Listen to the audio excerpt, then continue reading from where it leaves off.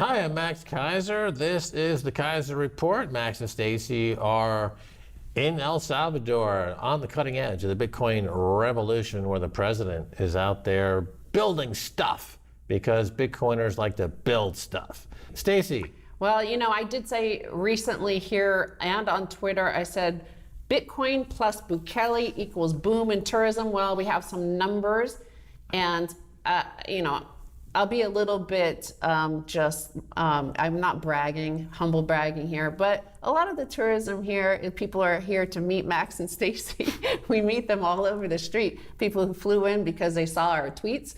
And we've had a fun time meeting everybody. I kind of feel like we're part of the love boat, like we're the captain greeting people as they board the ship that is this rocket going to the moon here. Tourism is growing in El Salvador, according to the president, Najib Bukele, thanks to Bitcoin. Before, only compatriots came to visit their families, and there was only the presence of domestic tourism. But now you see loads and loads of international tourists. Of course, they would have international tourists for the surf competitions that were occasionally held here. But now it's every single week. New Bitcoiners are arriving to the country to see for themselves. Yeah, tourism, boom, up over 100% year on year. And they're projecting another 40 to 50% growth in tourism this year. I think they're underestimating that. I think we'll see another 100% boom in tourism. It's just part of the overall GDP story in El Salvador. They printed 10 or 11% growth. That'll probably also double in 2022. So this is becoming the fastest growing economy in the world. Bitcoin fixes this. This is something that we say in Bitcoin all the time. Bitcoin fixes this. Bitcoin fixes a lot of things. It fixes all the issues caused by bad monetary policy. A lot of what had been wrong for the previous decades in El Salvador, why it had a bad reputation as an unsafe place to come, was purely because of fiat, because of the crimes that are allowed under fiat, because of the disaster capitalism that is allowed under fiat, because of the cycle of bad economic ideas and extraction of resources and value from your economy through fiat that saw millions of Salvadorans leave for America. That is part of the economic hitman model of neoliberalism. And I'm going to turn to another headline to warn you about what the masters of this fiat universe don't want you. They don't want this good example of what Bitcoin can fix, how it can fix your economy, it could fix your money, it could fix your people, and it could fix your culture and your tourism.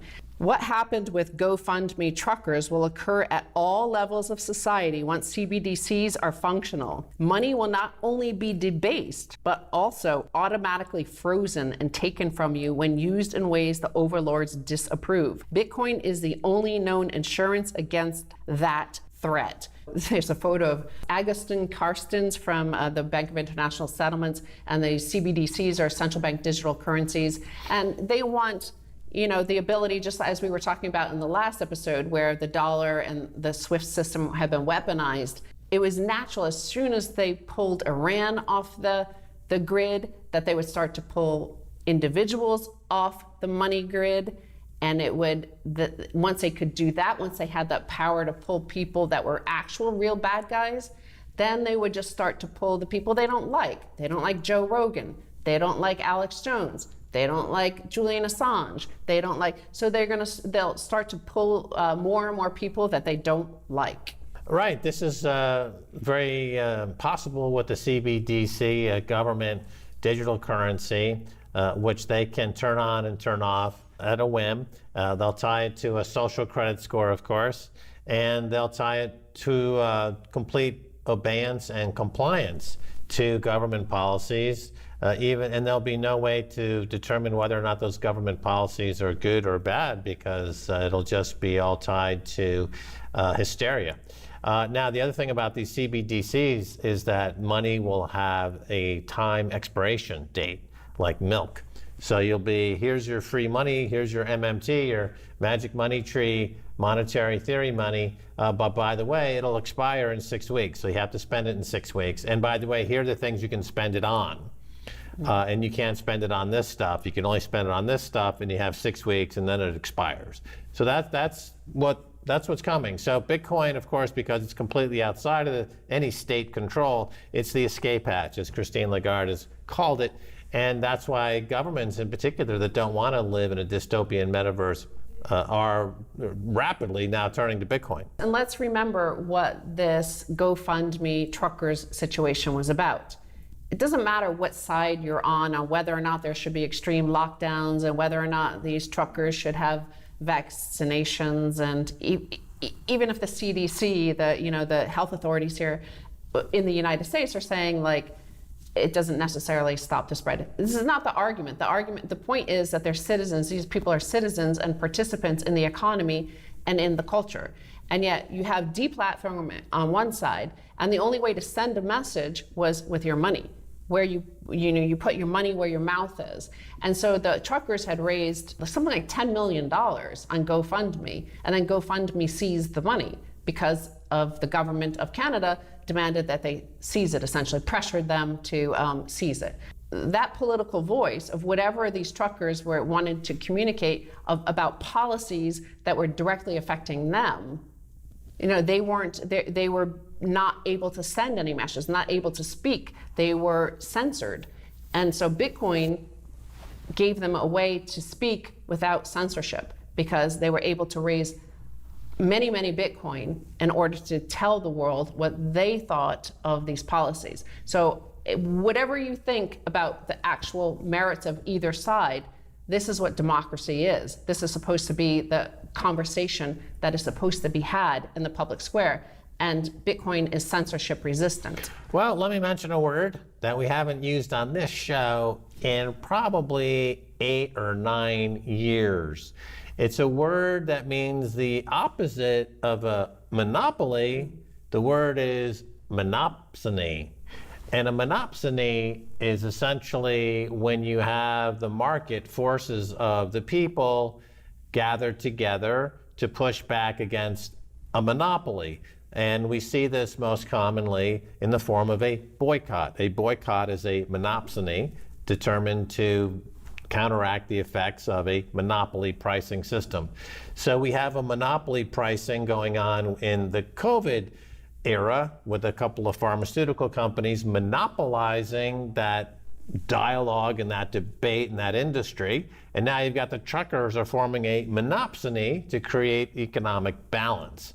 Now that GoFundMe has said, you know what, we're not going to allow that debate to take place, we're going to censor you, the market has found Bitcoin. So Bitcoin is the ultimate monopsony to do battle against the monopoly of fiat money printing. And the monopsony ultimately will win, as it always does, because nature always favors diversity.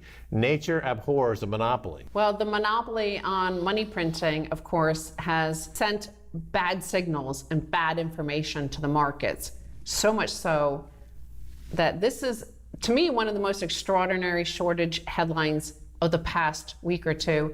Ford suspending 3 major assembly lines, including the Mustang Mach-E, over chip shortage. Ford is planning to suspend production at specific plants in Michigan, Illinois, and Mexico due to a shortage of semiconductors. The shutdown will affect the Mustang Mach-E as well as the F-150 and Bronco production lines. So the F-150, the truck that they make at Ford, is the top seller in the United States of any vehicle sold in the United States, and they're shutting that down. So this is like communism. We've seen this in command and control economies before, of supply disasters, supply chain disasters, because of misallocation of resources caused by the people like Augustin Carstens at the Bank of International Settlements, telling you what they know better than what you, the people, should be spending your money on,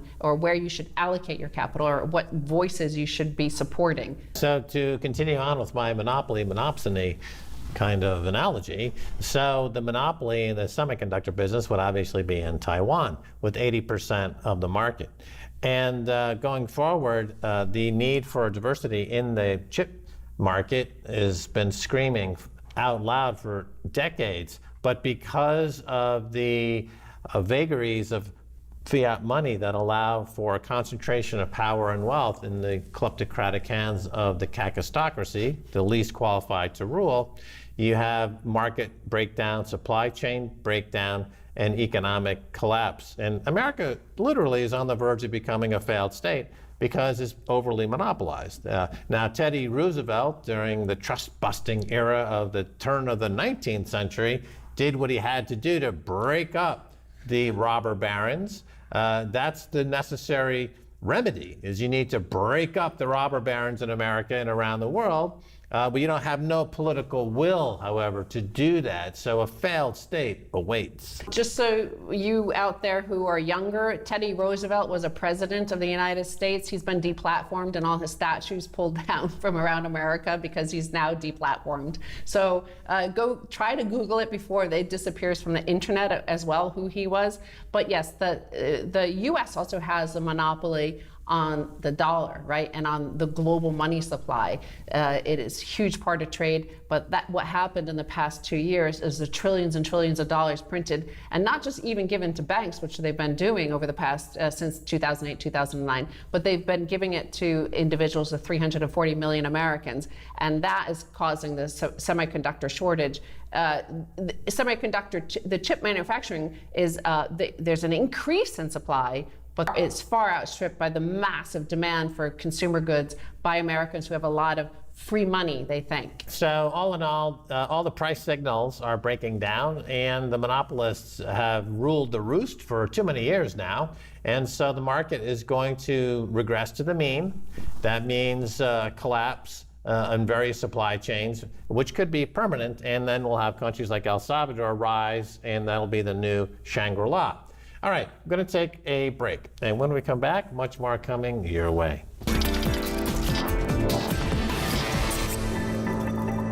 Welcome back to the Keiser Report. I'm Max Keiser. Time now to go to Francisco Chavarria, a Bitcoin entrepreneur who divides his time between Austin, Texas, and Mexico City. Francisco, great to see you. Great to see you again, Max. Yeah, we are here in El Zonte, Bitcoin Beach.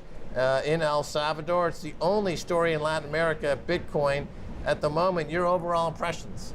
Lots of love. I was lucky enough to be here in November, and I saw you guys back at that Bitcoin week. But coming back, I was pretty excited to meet up with the local Salvadorans again and just get that energy. I tweeted about it, which I almost didn't make it to Salvador yesterday. I had to deal with some issues in the airport and whatnot, but I did make it. From the minute I landed, nothing but love, tweets, welcome to my country, lots of follows, and then it trickled into the event last night. Lots of hugs, lots of love. So there's a lot of excitement. I feel that the energy is felt throughout the whole country, and it's time. It's time for Latin America to finally break those chains from the legacy system. The legacy system's not happy. Certainly the IMF is not happy. The British and the American propaganda machines are working overtime, and they're insulting the president with claims of authoritarianism, the usual bag of tricks that America pulls over there at the failed empire. But you see a bright orange future. I do. In fact, super long story short, there is a lot of energy, not just here, but where I just moved recently, which is Austin. But with my connection and my background to Mexico specifically, which is where I was born, I think there's an opportunity to change that. And I agree, the legacy system doesn't like it. We're gonna keep hearing stories. We're gonna keep getting that fear, which is historically what divides all of us. But in the community, there's that energy to change it. Yes. What's interesting is that, of course, with the Bitcoin mining, it's very portable, and it can move from country to country. We saw that with China last year. 40 or 50% of the hash rate dropped off, and it moved to Texas, it moved to Kazakhstan, but so too for the population. So you're in Austin. Austin is now a Bitcoin hotspot. People are moving to Miami, and now El Salvador has become a Bitcoin hotspot, and they're expected to get 100,000 immigrants in 2022. Digital nomads, they're coming here, they've got a lot of money, they're happy to be in a country that's made Bitcoin legal tender. What's happening in Mexico? Because Mexico's on your list of places to visit. Are they ready to make Bitcoin legal tender? It's gonna take some time. It's a big country, unlike El Salvador with about 7 million people. Mexico has 130 million, with 32 states and a lot of bankers that we know and you've shared news about. it's going to be a battle. One of my objectives is to break that. My goal is to change not just the country, but I want to be part of that changing the world. Austin, for me, is open arms for that opportunity. And yeah, I don't think it's there yet, but I see myself as one of the pioneers that will start that progressive movement into Mexico. Yes. Now, El Salvador, of course, is strictly Bitcoin and made Bitcoin legal tender. They were pressured for many months, really almost 2 years, by the altcoin market and folks who print money. It's essentially fiat money redux, the altcoin market. It's extraordinarily corrupt, and none of them are secure. Only actually Bitcoin is truly decentralized. Everything else, including Ether and Cardano and XRP, are basically digital garbage. But you've got a problem there in Mexico where these altcoins and the NFTs, which are just more digital garbage, you're working to combat that. Yes, it's a tough battle. As you mentioned, the NFT craze has caught fire in the country. Partnerships with celebrities, they're gonna get rugged, they're gonna get scammed. There's a process, as we all know, who have been in Bitcoin for years. There's a journey, and eventually when you come out of that, you ultimately choose Bitcoin. I'm trying to prevent that coinery, if I'm allowed to say that. We'll find out. But yeah, we're a Bitcoin company, specific Bitcoin only. We'll never flirt with anything What's your company else. doing exactly? Right now, we're on stealth mode. So You're in stealth mode. Stealth mode. There's certain things we cannot share yet. Q2 will be the official announcement. There's people in the community in Austin that are aware of it. The name of our company is Yopaki. And What's the translation of Yopaki? Yopaki comes from the Aztec origin in Mexico, of the essence of being happy. So we're associating it. Bitcoin makes us happy, gives us freedom. Yeah, you know, look, again, just returning to the NFT scams, you know, where it comes from is, of course, Bitcoin bred a lot of imitators, and in 2017 you had the ICO scam of just billions and billions raised through outright scams, whether it's EOS or any of these other scams. This kind of gave us, rolled into DeFi, right? They always use words that sound legitimate, like an ICO sounds like an IPO. DeFi, it sounds like distributed finance, but of course it's anything but distributed finance. It's highly centralized, controlled by scammers. And then as DeFi started to fall apart and more projects blew up, you had the NFTs, which are just the same people in the ICO and the DeFi market reinventing themselves for a new scam. But sadly, every couple of years, there's a whole new generation of suckers to pick their pocket. And there's a bit of amnesia that's going on. It's sad to see, but it is human nature, isn't it? It is. You talked about it for years in your shows, and it's a long battle. You've talked to Ray Youssef from Paxful. His main purpose is education. So that's where it's going to start for us too. And it's human nature. That's definitely a fear and that challenge that we have ahead as Bitcoiners. All right, so let's get back to Austin, Texas, and this has become a Bitcoin hotspot for sure. What's going on there? Give us a feel for what's happening. Yeah, the scene is pretty amazing. In the time I've been there, which is about 8 months now, I have seen startups from just nothing, right? There's a meetup that currently actually goes under Austin Bitcoin Club. Right, there's the Austin Dev Club, That's or you. the Dev, and Yes. who's in charge of that? There's Jimmy Song and obviously Parker Lewis Yeah, from Parker Unchained. Lewis. He came to our event in Austin last year. We had there a huge turnout. 200 people showed up. At least, yeah. They just moved offices for that same purpose, that growth. Podcasters are moving in. The scene is definitely something to see. So you guys are welcome to come anytime. And the property prices are moving up too, right? Yes, yes. I mean, I think a lot of people are coming from California and New York, and they're not necessarily mixing well with the Texans. Is that a fair statement? That's a fact. That's a Really? fact. Tell us more. What's going on down there? Well, I mean, I haven't worn a mask in Texas in a long time, for example. So you can see the people from California or New York, the coasts, showing up to restaurants and just the day-to-day lives with masks, for example. In terms of the space and the finance legacy system, you can see the differences too. They are getting into altcoins and such. Yeah, no, interestingly, you have an incredible concentration of Bitcoin mining in Texas. Yes. I think it might be the highest concentration of Bitcoin mining now in the world. Remember, only a year ago, the scaremongers were saying, oh my gosh, it's all in China, what will we do? Well, now it's all in Texas. But as countries like El Salvador get into Bitcoin and they're mining Bitcoin, they're making Bitcoin bonds, they're making it legal tender, this is going to spread to the Central America, Africa. Now you see the Bitcoin message is spreading.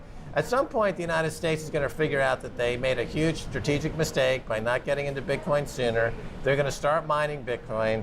They're going to look at Texas and say, that's a really juicy place for us to co-opt, and using eminent domain in our vast military, we could go in there and just essentially seize these Texas miners for the federal government. Are the people in Texas preparing themselves for that? Because I think it's a dead certainty that this is a real problem.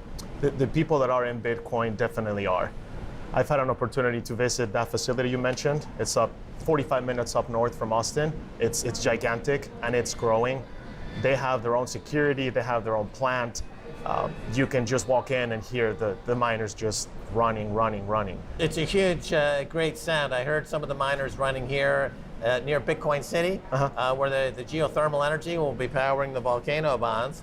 And you walk into the trailer, which is like housing hundreds of these machines, and it's a great cacophony of mining. It sounds glorious. It's like being in Texas and smelling the oil rigs out there and Yes. wondering, oh my gosh, that's so ugly. Unless, of course, you own the oil rigs, and then it's quite beautiful.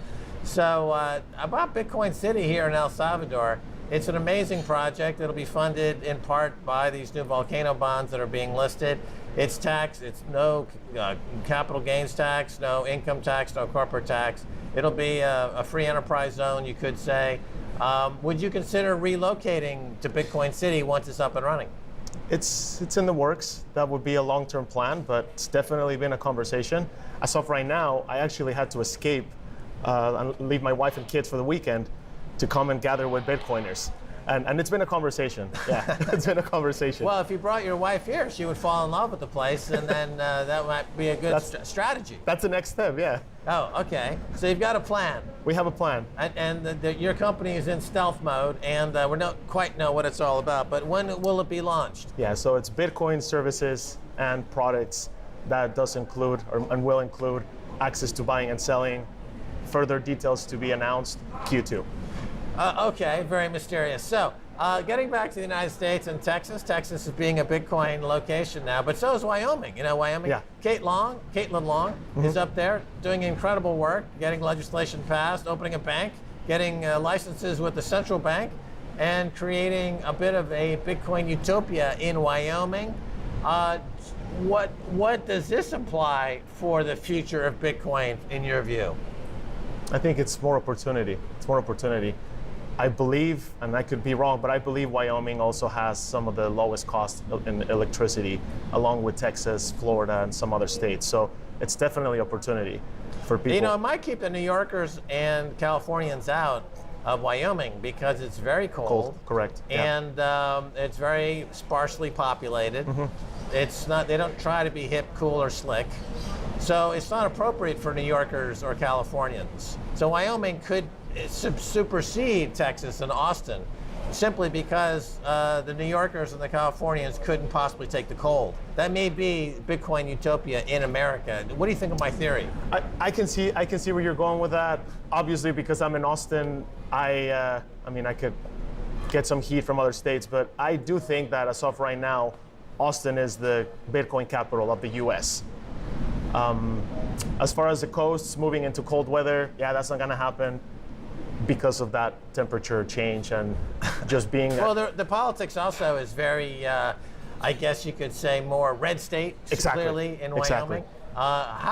So these blue states, when I was last in Austin, I spoke to some local people there, and they say, you know, we take their money, but we don't like their politics. And when I see, for example, in this whole COVID fandango, where you know, CNN has scientists on now saying that, well, we're actually dropping the mask mandate because, quote, the science changed. I thought science was something that doesn't change, but you know, so it's all politics, and it's becoming obvious.